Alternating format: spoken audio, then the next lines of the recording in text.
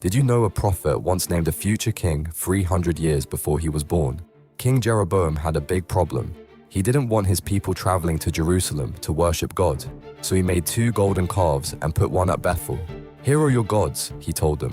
But God was not happy. A brave prophet from Judah walked straight up to the altar. "One day, a king named Josiah will burn human bones on this very altar," he declared.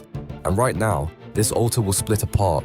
Jeroboam was furious. He pointed at the prophet and shouted, "Arrest him!" Instantly, the king's hand withered and became completely paralyzed. At the same moment, the massive stone altar cracked in half. Ashes poured out everywhere, just like the prophet said. "Please pray for me," Jeroboam begged. The prophet prayed, and the king's hand was healed. Jeroboam invited him for dinner, but God had given strict orders: eat nothing and leave by a different road.